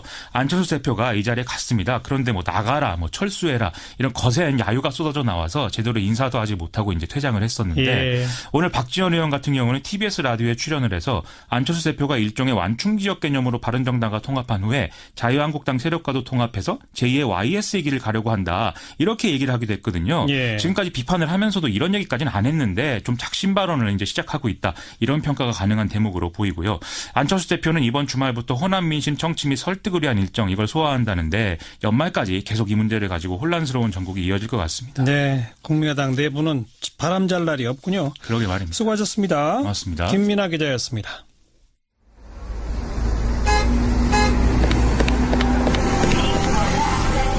퇴근길에 만나는 알찬 뉴스 정보, 한림국제대학원대학교 정관용 교수가 진행하는 시사자키 정관용입니다.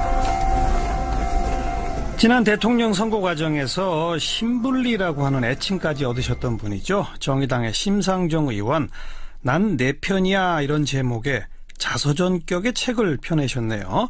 그래서 정말 오래간만에 스튜디오에 직접 초대했습니다. 어서 오십시오. 네, 안녕하세요. 네.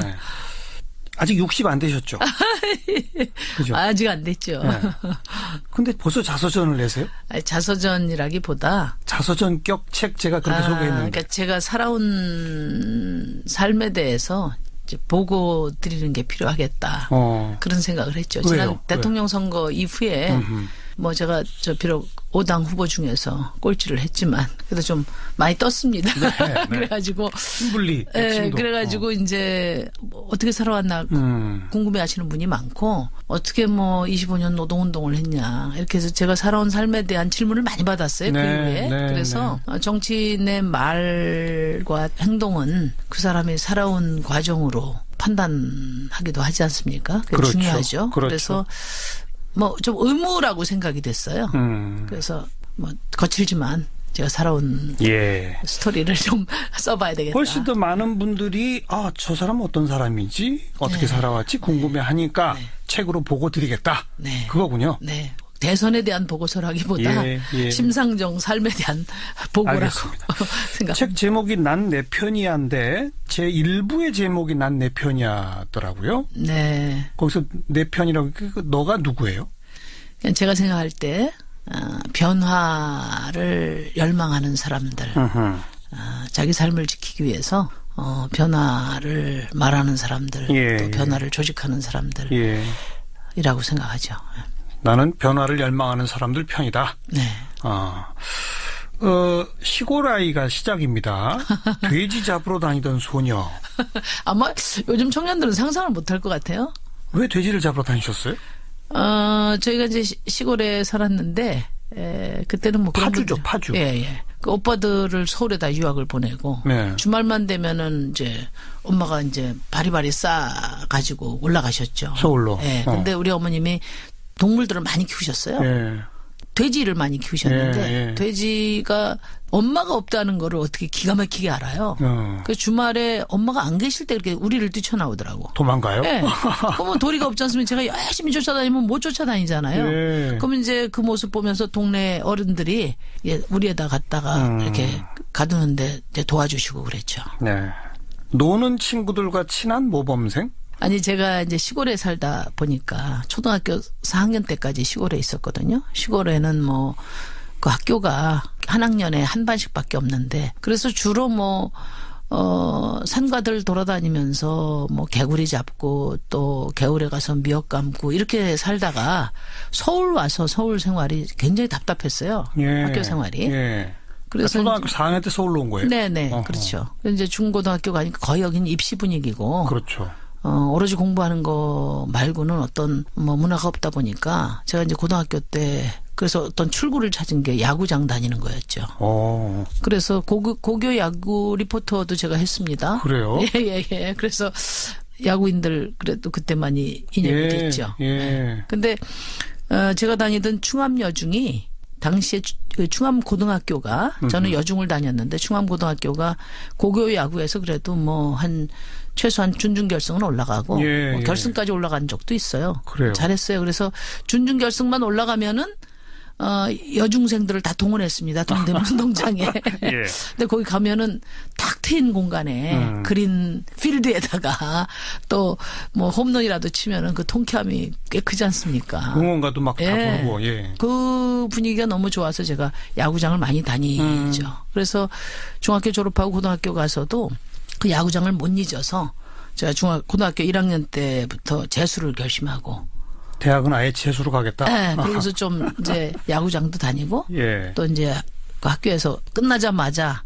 종례 시간부터 학원으로 쫓아가는 친구들 말고 좀 여유 있는 친구들하고 같이 이렇게 어울렸던 기억이 나요. 저 조용필도 많이 쫓아다니고. 그러니까 여유 있게 고교 생활을 보내고 대학은 아예 재수해서 간다. 제가 계획대로 했습니다. 그러셨군요. 역사교육과 서울대학교 7, 8학번이시고 근데 골치 아픈 여대생이라는 챕터가 있어요. 저는 이제 대학 들어갈 때 교육자가 돼야 되겠다. 선생님 돼야 되겠다. 그 생각이 뚜렷해서 사범대를 갔어요. 예. 그래가지고 이제 들어가서 그때 뭐 한참 제가 78년도 입학했으니까 79년도에 박정희 대통령이 피살되고 80년도 광주항쟁이고 말하자면 이제 독재 정권의 말기 시대라서 뭐 아시겠지만 학교가 굉장히 시끄럽잖아요. 그래도 저는 갈 길이 뚜렷했기 때문에 데모하고 학생운동하고 하는데 이제 처음에는 좀 거리를 두려고 했는데, 거리를 두려고 했는데, 제가 하고 싶은 일을 하려고 하다 보니까 결국은 그 독재 정권하고 맞설 수밖에 없게 되더라고요. 예를 들어서 뭐 읽고 싶은 책을 마음대로 읽으려고 해도 당시에 뭐 전환시대 논리 이런 거는 이제 금서가 돼서 안 되고 또 뭐 아침 이슬 같은 노래도 못 부르고 그 다음에 이제 그 학교 그 강의실까지 정보 형사들이 와서 진을 치고 또 제가 사귀고 싶은 남자들을 쫓아다녀 보면 영락없이 운동권이고 그러니까 뭐 방법이 없더라고요. 그래서 제가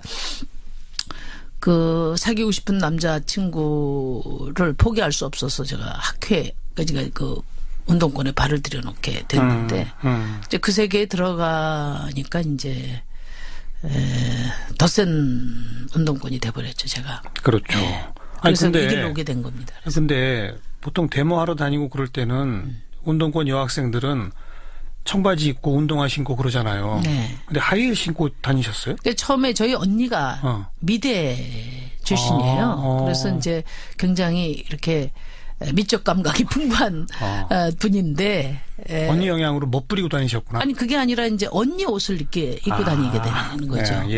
언니 구두, 언니 옷을 좀 물려서 입고 다니다 보니까 이제 제가 다니던 학교와 그 시절로 볼 때는 굉장히 뭐 좋게 말하면 멋있는 네. 여학생이 돼버렸는데 네. 그래서 제가 그랬어요. 제가 이제 운동권이 되기 전까지는 어떻게 운동권은 뭐 하나같이 다 청바지에 운동화에 커트머리 예. 너무 획일적인 거 아니냐. 예. 제가 그런 식으로 좀 비아냥거리기도 했는데 제가 이제 운동권이 돼서 하일 신고 그 서울대에서 신림사거리까지 대모대를 쫓아다니다 보니까 네.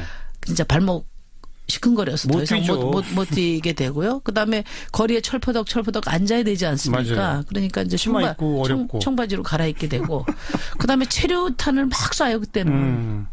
머리가 기니까요. 온 머리에 엉겨가지고. 그렇죠. 그 집에는 밤늦게 나가는데 도저히 안 되겠다. 털어도 안 틀리고. 그래서 머리도 카트를 하게 되고. 자동적으로 커트머리 청바지 운동화. 그래서 이제 어느 날 보니까 제가 똑같아졌어요. 학생운동 시절에 뭐 혹시 투옥되거나 그러진 않았습니까? 학생운동 시절에는 제가 오히려 이제 주류 학생운동 이제 남학생 중심의 학생운동권에 맞서 제가 싸웠고요. 이제 저는 이제 노동운동 시작하면서 이제 오랜 수배 생활을 하게 됐죠. 노동운동 9년 정도 수배 생활했습니다. 물론 뭐 70년대 후반, 80년대 초반 그때 대학에서 학생운동을 한 사람들은 노동운동으로 많이 가긴 했습니다만. 그렇다고 꼭 노동운동으로 갖고 가야만 한다는 법은 아니었잖아요. 다른 활동도 있잖아요. 근데 내가 노동운동으로 가야 되겠다라는 계기가 된 건 뭡니까? 제가 이제 그 학교에서 여학생들로만 구성된 학회를 만들었어요. 왜냐하면 남녀공학에서는 여학생들에게 기회가 없어요. 학교 1학년 때는 다 모집을 하다가 3학년 이제 학생운동 이제 본격적으로 이제 지도할 때 되면은 이제 남성 중심으로 다 되고 그래서 제가 거기에 이제 반기를 들고 여학생 학회를 만들었는데 여학생으로만 사회 변화를 위한 실천을 해야 한다는 게 이제 기치였단 말이에요. 그래서 당시에 이제 지금도 뭐 대학생들이 농활은 있죠. 농촌 활동하는 거는. 그렇죠. 근데 당시에는 공장 활동도 있었습니다. 공활도 있죠. 저희가 야학을 했는데 당시에 그 야학원 이제 여성 노동자들의 그 공장 생활이 굉장히 궁금했기 때문에 겨울방학에 이제 공장 활동에 들어가서 거기서부터 이제 안 나오고 25년 노동운동을 하게 된 겁니다. 왜 안 나오셨어요? 힘들지 않았습니까? 굉장히 힘들었죠. 힘들었는데, 들어가 보니까 그 굉장히 그 놀라운 세계였어요. 그 세계가. 그러니까 초등학교 졸업한 친구들이 이제 서울에 와서 일도 하고, 야간 학교도 다니고, 그런데, 뭐 너무나 잔업 특훈 철야까지 하니까요. 그렇게 고된 노동을 하고 또 너무나 박봉을 받고 또 작업 환경이 너무나 열악하고 관리자들 쌍소리 해서 맘대로 무시하고 그런 그런 환경 속에서 일하는 그 여성 노동자들이 얼마나 정직하고 근면하고 또 그 성실한지. 제가 그 친구들한테 참 정이 많이 갔고 이 사람들의 노동이 존중받는 사회가 돼야 된다. 그 다 법에도 있고 헌법에도 있는데 그런 걸 내가 가르쳐야 되겠다. 그러면 우리 사회가 많이 좋아지고 민주주의가 더 강해지지 않겠냐. 그때 그런 생각을 했던 것 같아요. 그래서 지금 마치 제 운명처럼 생각됐어요. 그래서 제가 그때 들어가서 여기서 노동운동을 해야 되겠다는 결심을 하는데 조금도 주저함이 없었습니다. 체질이 맞으셨나 보네. 근데 체질이 아니라 제가 이제 강한 의지로. 아니 의지라기보다 제가 이제 이 책에서도 말씀드리려고 했던 게 그런 건데 많은 사람들이 저한테 굉장히 특별한 사람 취급을 해요. 근데 제가 가만히 생각해 보면 사람들 누구에게나 자기가 어떤 일을 했을 때 뿌듯한 감정, 뿌듯하고 자부심을 가질 때가 다 있거든요. 자기가 뭔가 의미 있는 삶을 살고 싶은 열망이 다 있습니다. 너무나 각박해서 내몰리는 거지. 근데 제가 가만히 생각해 보면 제가 뭐 특별한 이념이 강해서라기보다 제가 원래 하려고 했던 게 교육자였고 그거하고도 좀 관련이 있을 뿐만 아니라 예. 정말 그때는 민주주의에 대한 열망이 굉장히 높았을 때 아니에요? 그런데 노동자들하고 인연이 돼서 제가 의미 있는 삶을 찾게 된 거죠. 네. 네. 그러다 보니까 그런 시대 상황과 맞물려서 특별한 삶을 살게 된 거지. 뭐 제가 뭐 특별한 사람이라서 그런 건 아니다. 누구에게나 요즘에도 제가 지역구에서 보면 아니요, 정말 그 봉사 활동 하시는 분들이 많아요. 예, 박봉 받고도 어려운 사람 후원하는 분들도 많고요.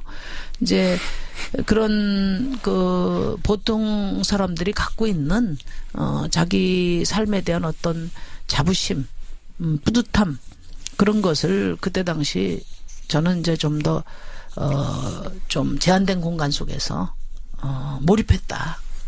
그렇게 생각해요. 그 노동운동 하겠다고 공장 가셨던 분들 가운데 특히 또 여성분들의 경우는 우선 육체적으로 힘들고 그래서 오래 못 버티신 분들이 대부분 아니겠습니까? 근데 꿋꿋이 버티시고 또 그 현장에 저도 약간 탈진 해가지고요. 그때 당시에 젊은 나이인데도 왜냐하면 이제 워낙에 노동이 심하고 그러니까요. 그리고 이제 우리는 또 조직 활동을 하니까 밤에도 쉬지 못하고 퇴근해서 이제 또 그 공장 친구들하고 또 무슨 소그룹도 하고 그리고 끝나고 와서 또 활동가들끼리 또 토론도 하고 그러니까요. 이렇게 아주 거의 하루에 한 뭐 서너 시간씩 자고 또 저쪽에서 계속 쪼여오니까요. 네. 또 경찰 정보과에서 막 이렇게 찾아다니고 그러니까 신경 쓰고 그래가지고 어느 날 이렇게 머리 꼭대기에서 찬바람이 계속 나오는 것 같은 느낌이 들더니 그게 탈진이라고 그러더라고요. 그래서 저도 한 6개월 고생했어요. 그 나이에. 그리고 이제 25년 노동운동 그리고 뭐 민주노동당 시절부터 정치 그리고 이제 대선 후보에 이르기까지는 뭐 대부분 다 알려져 있습니다. 네. 앞으로의 계획이랄까? 대통령 되는 게 꿈이죠. 뭐 대통령 돼야죠. 꿈인데 뭐 제가 대통령 되는 꿈은 곧 정의당이 집권 그러니까요. 예. 하는 그런 정치를 꼭 만들어 보고 싶다. 왜냐하면 그것이 시대 정신에 부합하는 정치가 될 거라는 믿음이 있기 때문에 그런 거죠. 그러니까 우리 뭐 저도 외국에 많이 안 나가봤지만 우리 대한민국을 다이나믹 코리아라고 부르지 않습니까? 예. 근데 뭐 다른 분야 빼고 정치 분야만 이야기하면 정치 분야처럼 이렇게 잦고 소란스러운 변화가 많은데도 없어요. 근데 중앙선관위에서 87년 이후에 중앙선관위원회에 등록된 정당 수가 무려 200개 됩니다. 200개. 예. 아마 우리 시민들 잘 모르실 텐데 5년 전 대통령 선거 때 후보들이 소속돼 있던 정당은 이번 대통령 선거에 하나도 없습니다. 그 이름은. 네. 그래서 정말 다이내믹 늘 변화하지만 결코 변화하지 않는 우리 정치. 그러니까 다이나믹 코리아라는 건 우리 사회 보수성의 또 다른 그 표현이다. 이런 생각을 해요. 본질은 안 변하고 겉모양만 바뀐다. 그러니까 잦고 빠른 변화가 꼭 필요한 변화. 본질적인 변화를 늘 가로막아 왔거든요. 그렇죠. 그래서 오래 걸리지만 오래가는 변화, 제대로 된 변화를 만들고 싶다. 그게 이제 저와 정의당이 이런 어려운 길을 자임한 이유이기도 하죠. 근데 지난 촛불 지나면서 저는 뭐 우리 사회의 변화, 특히 정치적 변화의 시간이 매우 압축적으로 진행될 거라는 생각을 앞으로. 합니다. 여전히 지금 국회는 촛불 이전의 정치 질서가 지배하고 있지만은 이제 우리 국민들이 무엇이 걸림돌인지를 또 보고 계시기 때문에 저는 뭐 어떤 식으로든지 앞으로 변화가 있을 거다. 그리고 무엇보다도 제가 요즘에 이제 고등학교 청소년 강연을 많이 다니는데요. 다녀보면 아무리 학교 담벼락으로 정치하고 담을 쌓고 차단해도 지금 우리 청소년들 정치 안으로 이미 깊이 들어와 있습니다. 그리고 얼마 전까지만 하더라도 뭐 우리 시민들의 투표 그 행태와 관련해서 될 사람 밀어주자 이런 얘기 많이 했지만 지금 어르신들도 그런 얘기 안 합니다. 저는 촛불의 변화가 단지 정권 교체로 끝나지 않을 것이다. 왜? 정치의 근본적 변화로 갈 것이다. 자기 삶이 고단하고 절박하기 때문에 내 삶을 바꾸는 정치를 우리 시민들이 기필코 이뤄 나갈 거라고 봅니다. 그래서 그런 믿음으로 저와 정의당도 어려운 시기를 잘 보내려고 하고요.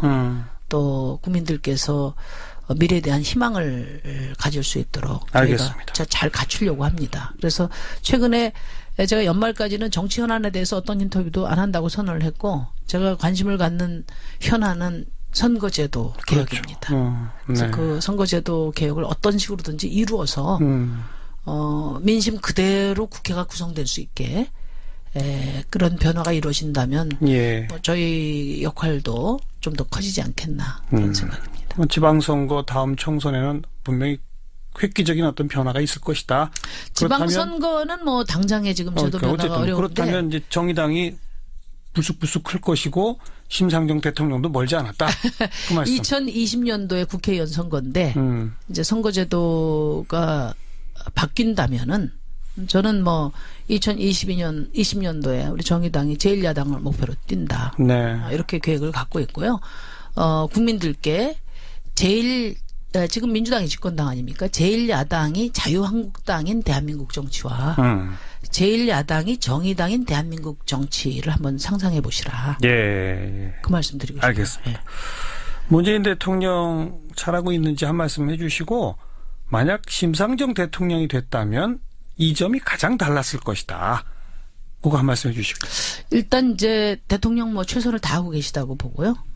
그러나 대통령의 개혁 의지가 있더라도 통치권 차원에서 할 수 있는 일 말고 국회가 안 움직이니까 결국 제도와 정책 또 뭐 예산 뒷받침돼야 될 국회에서 지금 막혀 있지 않습니까? 그래서 우리 아마 국민들도 잘 보고 계실 것 같아요. 정권 교체도 중요하지만 국회가 어떻게 바뀌는 것이 더 중요하다. 그렇죠. 그런 말씀 드리고요.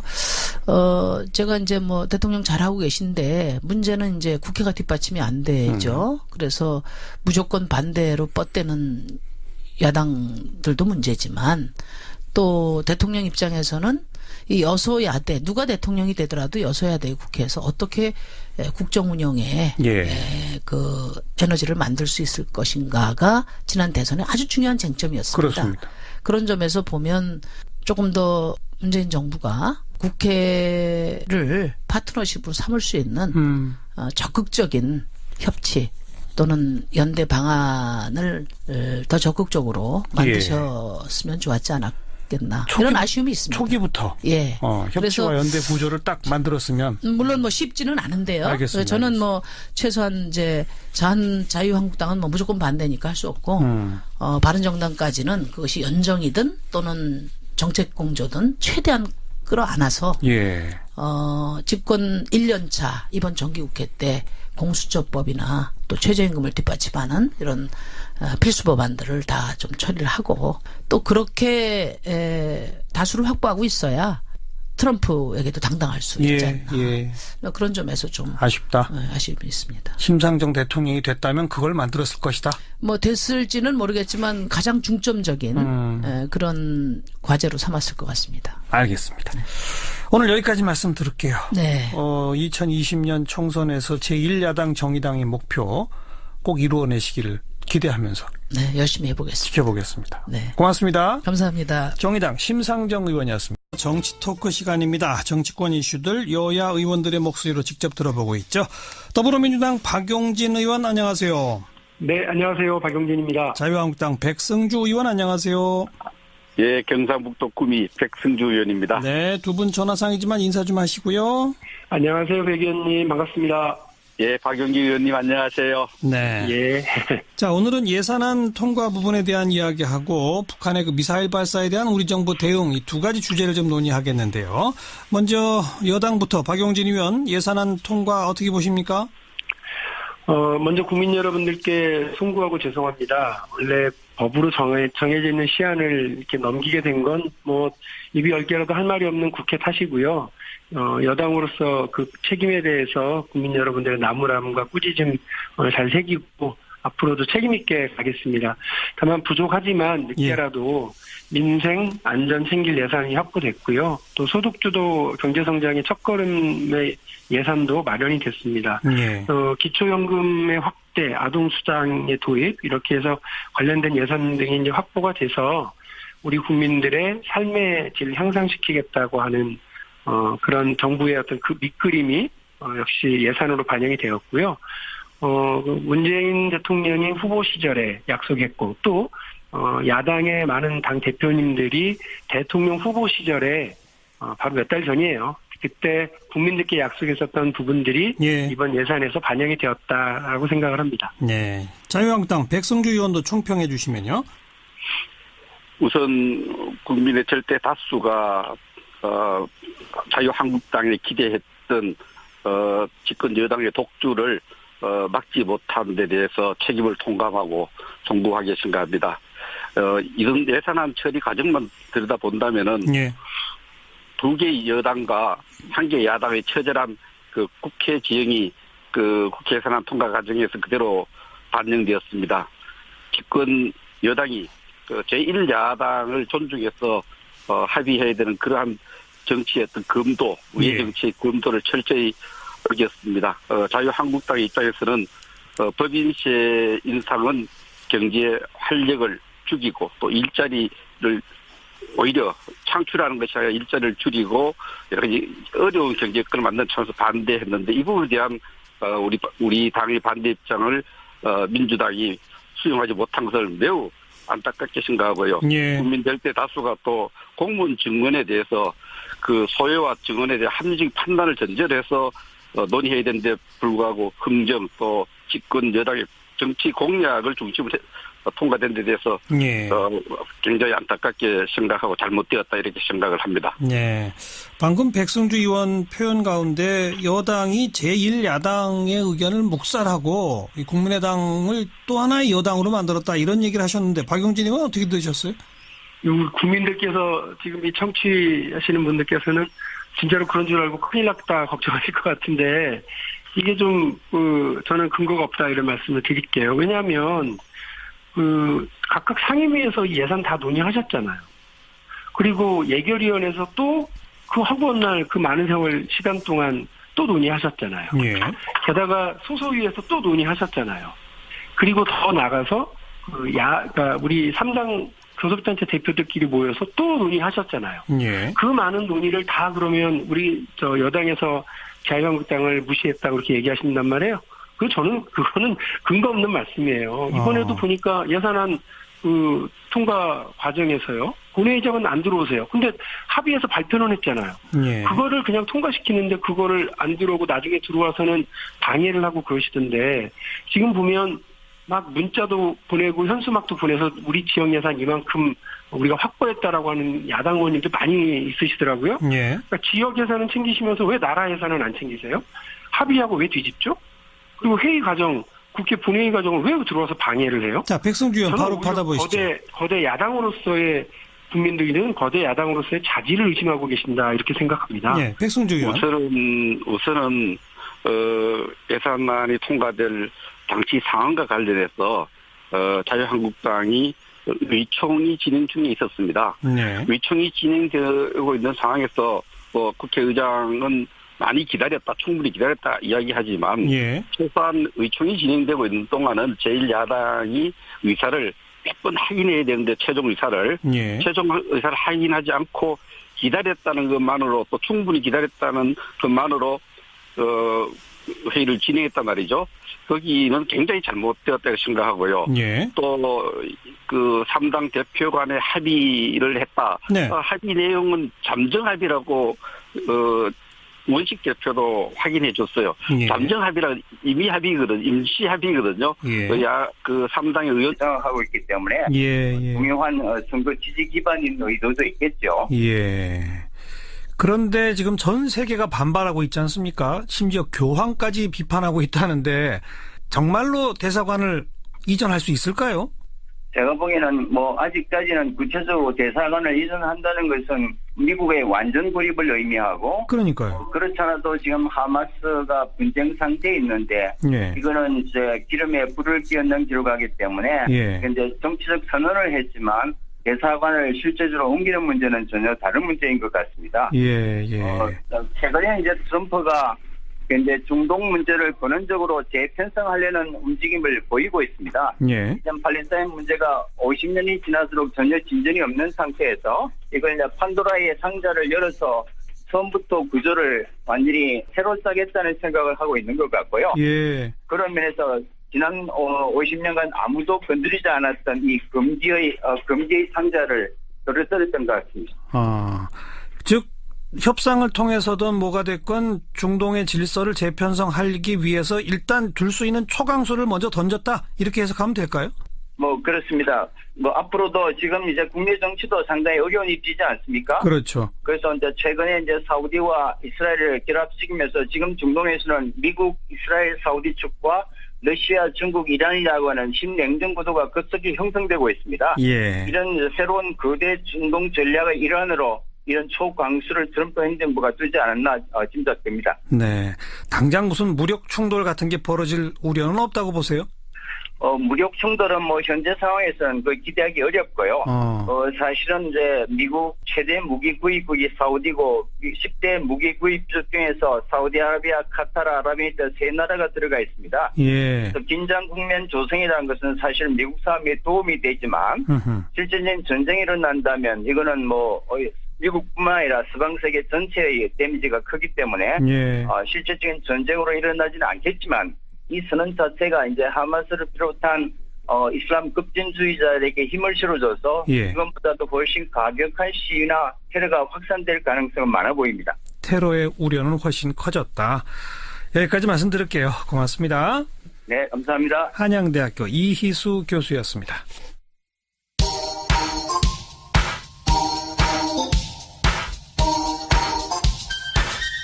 시사자키 정관용입니다. 여러분은 지금 CBS 라디오와 함께하고 계십니다. 저는 출근길 김현정의 뉴스쇼 김현정입니다.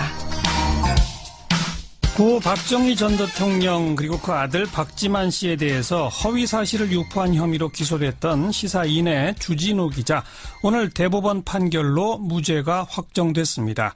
이게 이제 박근혜 오촌살인 사건 이것과 관련된 고소였기 때문에 이번 선고 결과 더 주목받는데요. 주진우 기자 직접 연결해 봅니다. 안녕하세요. 네, 안녕하세요. 우선 무죄 확정된 거 축하드리고요. 네, 뭐 축하받을 일인지는 잘 모르겠습니다. 네. 이게 그러니까 2012년 대선 직전에 주진우 기자가 쓴 기사 때문에 이게 시작된 거죠? 네, 그렇습니다. 기사가 어떤 내용이었죠? 박근혜 대통령의 오촌간에 살인 사건이 있었어요. 살인을 하고 자살을 했다. 이렇게 경찰에서 보도 자료를 냈는데 그 사건은 2011년에 있었던 거죠? 그렇습니다. 예. 근데 그 사건이 그냥 단순한 자살 사건으로 보기에는 이상한 점이 너무 많다. 예. 특별히 경찰이 너무 수사를 안 해서 이 사건이 의혹 덩어리다, 이 얘기를 했습니다. 살해 후 자살이라고 하는 경찰 발표가 구멍이 많다. 네네. 근데 그거에 대해서 박지만 씨가 자신의 명예를 훼손했다고 고소한 거잖아요. 네, 그렇습니다. 박지만 씨가 고소를 저한테 6건을 했었는데요. 예. 그 중에 한 건이 이 사건이었습니다. 그러니까 그 경찰 조사 결과 발표에 구멍이 많다는데 그게 박지만 씨랑 연결이 되나요? 그 재판에서 오촌살인 사건 일어나기 직전에 재판에서 살해와 관련된 내용이 박지만의 사주가 있었다. 네. 박지만의 사주로 박용철을 죽이려 한다. 이런 내용이 조금 있었습니다. 재판 내용에 이런 몇 가지 진술이 있었다는 내용을 제가 보도하기도 했었죠. 근데 그거는 뭐 주진우 기자가 그냥 취재해서 쓴 게 아니라 재판 과정에서 나왔던 진술을 인용한 거다? 네, 진술, 나왔던 내용을 그대로 판결문을 보고 쓴 거죠. 예. 그런데 그것이 허위 사실이므로 나의 명예를 훼손했다는 게 박지만 씨의 주장이었던 거죠. 네, 그렇습니다. 근데 법원은 뭐라고 판단한 겁니까? 충분히 의심할 여지가 있었고, 판결에 대해서도 의문을 품는 게 언론의 역할이다, 이렇게, 판결문에서 이제 판시하고 있는데요. 예. 지금이야 그런데 사실 1심과 2심, 그리고 그 전에 영장 실질 심사 때는 굉장히 어려웠었습니다. 그 얘기를 하는 것조차도, 그 의견을 받아주는 것조차도 예. 용기가 필요한, 법조인들의 용기가 필요한 내용이었어요. 아무튼 이 사건으로 고소당한 후에 검찰은 구속영장 청구했는데 기각됐고, 네. 1심에서 무죄, 2심에서 무죄 그렇게 된 거잖아요. 네, 그렇습니다. 그러니까 사법부는 일관되게 주진우 기자의 보도가 허위 사실이라고 볼 수 없다, 이렇게 한 거군요. 네, 사실 대통령 주변의 살인 사건을 얘기했다는 것이 가장 큰 저의 죄인데요. 예. 그게 살인 사건이 이상하다. 네. 내용이 크게 다르지 않았어요. 거기에서 벗어나지도 않았어요. 그리고 예. 경찰이 가장 중요한 증거를 잃어버렸어요. 수사 과정에서. 예. 휴대전화에 살인 관련 살해 지시가 담겨 있는 휴대전화가 있다고 얘기하고 다녔습니다. 죽은 박용철 씨가. 예. 근데 휴대전화를 하나를 경찰이 수사 과정에서 잃어버렸어요. 잃어버려요? 네. 이게 말도 안 되는 수사 과정이었는데, 예. 그것도 이상하다고 얘기했는데, 이상한 것을 이상하다고 얘기한 죄로 구속영장이 청구됐었죠. 그런데 다 기각됐고. 네. 분명히 오청간 살해 후 자살이라고 하는 거는 사실은 뭐라고 추정되는 겁니까? 지금 주변 당사자들도 그렇고요. 그리고 관계자들도 그렇고 또 다른 공범이 있었고 그 자리에. 네. 그리고 어떤 세력이 살해를 위해서 준비를 했다는 내용들이 하나씩 둘씩 드러나고 있습니다. 네. 저도 그런 증인을 몇 명 만났어요. 예. 그러니까 분명 사촌간에 죽이고 자살한 사건은 아니었어요. 예. 그런데 이 얘기가 나오는 것 자체, 특별히 오촌살인 사건 얘기가 나오는 것 자체를 박근혜 전 대통령과 박지만 씨가 극도로 싫어했죠. 그래서 공권력이 남용되면서, 악용되면서 저에 대한 계속된 압박이 있었죠. 네. 주진우 기자는 그 사건 취재하면서 한 취재원으로부터 그러다가 죽는다, 이런 말까지 들었다면서요? 네. 그런 얘기를 너무 많이 들었어요. 그래서 오늘 말고 내일 죽이러 와라, 이런 얘기를 한 적도 있었어요. 그러니까 굉장히 위협하고 협박했는데, 그게 유경자단 폭력 사건, 그리고 살해 사건에 관여했던 사람들이었어요. 그래서 굉장히 제가 느끼는 위협은 컸었습니다. 그러니까 저분이 그 당시에 쇠파이프로 누구 머리를 깬 사람이었고, 저분은 쇠망치로 누구의 다리를 부러뜨린 사람이고, 그런 사람들이었는데, 그런 사람들이 저를 협박하니까 굉장히 또 압박이 심했죠. 지금도 그런 협박은 계속됩니까? 가끔 하는데요. 가끔 한 2주 전에도 그런 협박을 했었는데요. 이제는 좀 만성화돼가지고 그냥 지나가고 있습니다. 네. 자, 어쨌든 박근혜 오촌살인 사건은 재수사의 가능성은 없는 겁니까? 지금 광역수사대, 경찰청 광역수사대에서 수사를 하고 있습니다. 재수사를 해서 20여 명의 수사 관련자들을 불러다 조사를 했고요. 저도 그 중에 한 명이었어요. 예. 참고인으로 갔다 왔는데, 예. 이게 뭐가 문제냐면 공권력, 그러니까 경찰이 1차 초등 수사를 하다가 그냥 덮었어요. 2011년 9월 6일 사건인데, 새벽과 아침에 주검 사체가 발견됐는데, 그날 오후에 이미 한 사람이 죽이고 자살한 사건이라고 중간 수사서 결과를 발표했어요. 그리고 CCTV나 통화 내역 조사도 안 하고 덮었고요. 그 다음에 아까 말했던 박용철 씨, 살해당한 박용철 씨의 휴대전화가 사라졌어요. 경찰에서 수사 과정에. 근데 이런 부분이 먼저 밝혀지고 규명이 되고 나서 수사가 진전해야 되는데, 경찰이 자기 발등을 찍어내면서, 그러니까 경찰을 수사하면서 이 진실을 밝힐 수 있을지는 조금 의심이 되고 조금 의혹의 눈초리를 쳐다보고 있는 입장입니다. 벌써 한 20여 명 주기자를 포함해서 소환해서 조사했다는데, 거기에 1차 수사를 담당했던 경찰관들은 없는 거예요? 수사를 하고 있는 것 같은데, 초반에는 없었는데, 분명히 그 수사가 1차적으로 진행돼야 된다고 봅니다. 거기에서 진실은 그 안에 다 있어요. 예, 예. 네, 이게 어렵게 다르게 찾을 필요 없이 경찰 캐비넷에 진실은 다 있다고 봅니다. 언제쯤 그 결과가 나올까요? 수사 결과가? 수사 결과 이게 어려운 수사가 아닙니다. 살인 사건인데 그리고 여러 증언자들이 나오고 있습니다. 그리고 유경재단과 그리고 이 폭력 사건, 살해 사건 주변에 있던 폭력 그 행위에 가담했던 사람들이 증언하기 시작했어요. 그리고 자기가 위험하다고 얘기하기 오래 걸릴 일이 아니다. 금방 나올 것이다. 네, 오래 걸릴 일이 아닙니다. 알겠습니다. 경찰의 알겠습니다. 의지가 있으면 금방 해결될 거라고 봅니다. 함께 기다려 봅시다. 수고하셨어요. 네. 시사인의 주진우 기자였습니다.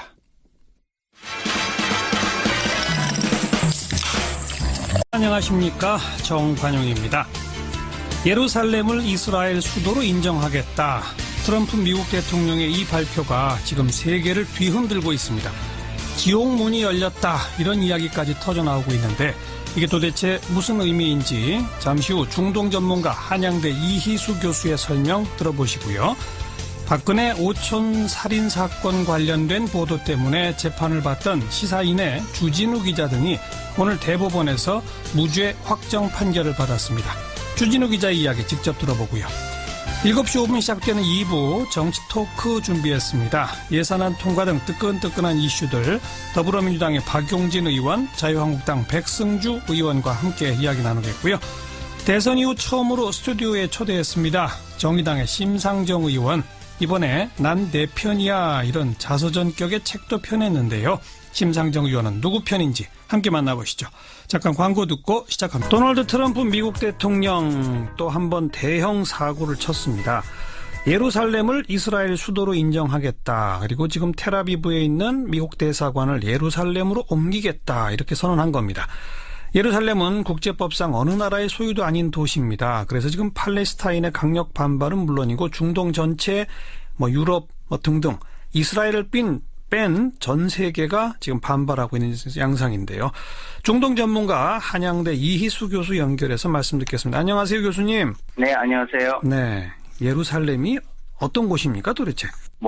기독교, 유대교, 이슬람교 세 종교가 결코 포기할 수 없는 역사적인 성지지요. 예.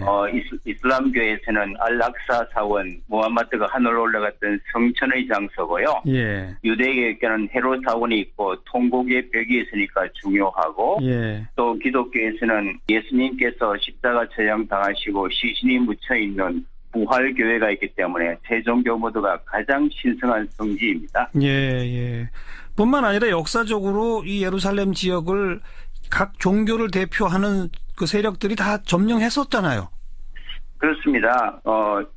최초는 638년에 아랍이 처음으로 예루살렘을 정복한 이후에요. 예. 아시다시피 12세기에 14군이 한 몇십 년 점령한 시기를 빼고 나면 1967년 이스라엘이 지역을 점령할 때까지 사실상 1300년 동안 아랍 이슬람 세력이 이제 실효적 지배를 해왔습니다. 예. 그러다가 이제 1947년 팔레스타인 땅을 유대와 팔레스타인 두 국가로 나누자는 유엔 분할안이 이제 상정됐을 때, 그때 국제사회가 이 예루살렘을 특정 종교의 귀속으로는 할 수는 없다. 그래서 이미 1947년 유엔 분할안에 의해서 국제적 관리에 두는 특별 지위를 국제사회가 인정한 바가 있고요. 네. 바로 1년 뒤에 1948년 이제 이스라엘이 건국하면서 일방적으로 예루살렘 서쪽 예루살렘을 자국 영토로 귀속해버렸습니다. 예. 더 결정적인 문제는 중동 3차 전쟁이죠. 1967년 전쟁에서 아시다시피 이스라엘이 예루살렘 동쪽뿐만 아니라 이제 시나이 반도, 이집트 경계에 있는 요단강 서쪽의 웨스트뱅크, 시나이 반도를 이제 점령함으로써 그때부터 오늘날까지 50년 동안 사실 이스라엘이 실효적 지배를 해오고 있는 거죠. 예. 그렇지만 국제법상 또 유엔의 결의상 어느 나라 소유도 아닌 도시로 현재 되어 있는 그런 것 아니겠습니까? 따라서 지금 이스라엘의 그 예루살렘에 대사관을 두고 있는 국가가 한 나라도 없다면서요? 그렇습니다. 67년 전쟁 이후에 유엔 결의안 242조 또 338조에 의해서 이스라엘의 점령적 로부터의 즉각적인 철수와 동예루살렘 국제 관리와 국제적으로 인정된 하나의 이제 국제법이기 때문에 예. 그 규리에 따라서 지금까지 어떤 국가도 예루살렘에 대사관을 두지는 않았습니다. 네. 그런데 트럼프 대통령은 도대체 왜 이런 일을 했을까요? 어떻게 생각하십니까? 우선 이게 역대 미국 대통령 후보자들이 반드시 예루살렘을 이스라엘 수도로 인정하겠다는 하나의 전형적인 이제 선거 공약들이 있어 왔고요. 예. 그렇지만 막상 대통령이 된 이후에는 한 번도 이걸 이제 이행한 적은 없었어요. 그렇죠. 예. 그런데 이번 이제 트럼프 대통령이 사실은 지난 5월에 예루살렘을 방문하면서 미국 현직 대통령으로서는 처음으로 그 동북의 벽에 가서 키파라나 유대인 모자를 쓰고 이제 참배를 함으로써 네. 가인적인 행보를 보여서 이미 진작은 하고 있던 상황이었습니다. 예. 아시다시피 이제 트럼프 대통령의 그 정치적 기반이 유대인 파워로 알려져 있고 네. 사위 쿠슈너가 유대인이고 또 부인 아방카까지도 이제 개종했을 뿐만 아니라 트럼프의 사업적 기반이 이제 부동산과 이런 것들이 유대인과 국제금융을 윤태곤의 뉴스 사이다. 윤태곤 실장 어서 오십시오. 네, 안녕하세요. 예산안 처리 후에 후폭풍이 만만치 않네요. 그렇죠. 근데 이제 예산안 처리에 대해 가지고 법정 시한은 못 지켰지만은 한 사흘 넘겼죠.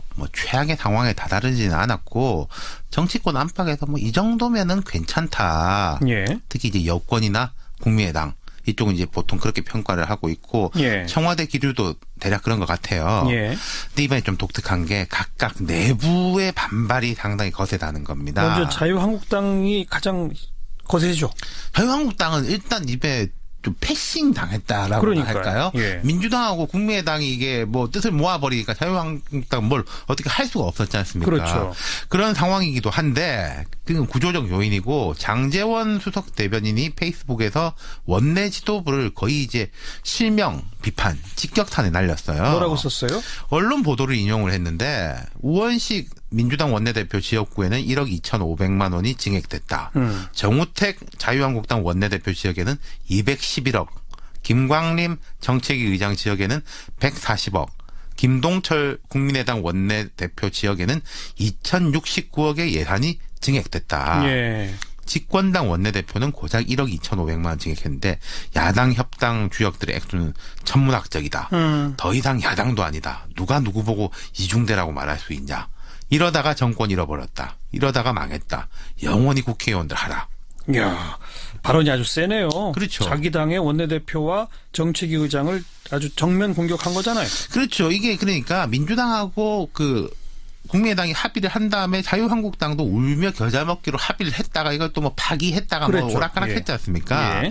장 의원의 이야기는 이제 말하자면 원내 지도부가 바꿔먹었다는 건데 이 공격은 아마 곧 벌어질 자유한국당 원내대표 경선까지 염두에 둔 다목적 포석인 것 같아요. 예. 투쟁력 있는 야당이 돼야 된다. 이런 이야기죠. 네. 어쨌든 그렇게 예산 증액 받고 사인해 줬다. 이런 비판이잖아요. 예. 예산 증액 이거 진짜 좀 이상하긴 하네요. 여당 원내대표는 소액인데 야당은 훨씬 거액이네요. 제가 이게 구조적인 부분을 조금 설명해 드릴게요. 예. 실세 예산, 쪽지 예산 이건 일단 다반사입니다. 이 당 저 당 다 할 거 없어요. 매번 그랬죠. 예. 그리고 이제 왜 여당보다 야당이 증액이 많냐 지도부가 이런 면이 있습니다. 우원식 원내대표가 이번에 그랬다는 건 아닌데 여당에 힘 있는 사람들은 예산 편성할 때 영향력을 끼쳐요. 정부에다가 정부 여당 아닙니까? 기재부가 편성을 할 때 이제 미치고 야당은 이제 뒤늦게 증액을 시키는 시기거든요. 그러니까 정부 안이 국회로 넘어올 때 이미 여당 실세 쪽은 반영됐을 가능성이 있다. 그런 가능성이 높고 그리고 또 서울보다 지역이 증액이 많이 되는 편이에요. 서울의 지역구 예산이라는 게 이제 특정하게 나오는 경우가 잘 없거든요. 그렇죠. 서울은 이제 서울 전체라든지 이런 식인 것이고 지방은 좀 다르죠. SOC 예산이 있으니까요. 아무튼 자유한국당 장제원 수석 대변인의 그 강한 글, 그 내부 후폭풍을 정리해봤고 더불어민주당도 후폭풍이 있어요? 오늘 조선일보만 기사로 썼는데 당내에서는 이게 좀 심각하게 보더라고요. 강경 지지층들이 우원식 원내대표에 대한 비판이 워낙에 높다는 겁니다. 문자 메시지도 상당히 많이 받았다 그러더라고요. 예. 말하자면은 야당에 양보를 많이 했다. 너무 많이 양보했다. 네. 문 대통령 주요 공약에 타격을 입혔다. 아까 제가 말한 증액 예산 이런 것도 퍼주기 한 거 아니냐. 원내대표가. 이제 그런 논리인 것인데 근데 이제 막상 문 대통령은 예산안이 마무리되고 표결 직전에 원내대표한테 전화해가지고 잘 된 것 같다. 끝까지 잘 마무리해달라. 이렇게 이야기를 했고 오늘 서울 노원구에서 진행된 노원 제로 에너지 실증단지 오픈하우스 행사라는데 참석을 했어요. 대통령이. 우원식 원내대표 지역구거든요. 이건 간접적으로 힘을 실어준 거죠. 이런 각 당 내부의 불만 어떻게 해석해야 합니까? 일단 협상이라는 게 주고받기니까 어느 한쪽이 100% 만족할 수는 없어요. 그리고 내부 반발이 어쨌든 협상의 이제 지렛대 역할을 하기도 하는데 이번 독특하긴 한 게 자유한국당은 너무 무기력한 건 맞습니다. 이게 원내대표가 잘하고 잘못하고를 떠나가지고 패싱 이야기까지 나오고 있으니까 아마 원내대표 경선 앞두고 있으니까 이런 이야기 더 많이 나올 겁니다. 민주당 같은 경우에는 이게 민주당 여당이 협상을 한 다음에 우리가 승리했다는 말을 잘 안 해요. 상대가 반발하지 않습니까? 그러니까 양보한 걸 많이 부각을 시키는데 이게 악영향을 미친 것 같아요. 강경 지지층들이 또 좀 여론을 주도하는 현상이 있지 않습니까? 얼마 전에 안희정 충남지사가 이제 무슨 강연에서 이제 이견을 용인하는 문화를 가져야 된다. 문 대통령은 약한 분이 아니다. 이랬다가 이제 호된 비판을 받고 이제는 할 말 있으면 집에서 방문 잠그고 전화로 이야기하겠다. 이랬거든요. 여당 의원들이 좀 우려하고 있다라는 분위기는 이런 분위기에 대한 거죠. 어쨌든 예산안 심사 결과를 보면 복지 예산을 한 1조 5천억 깎으면서 SOC가 그만큼 늘었죠. SOC가 한 1조 5천억 늘었다. 이건 정말 짚어봐야 할 문제입니다. 수고하셨습니다. 목요일 꾸며드리는 코너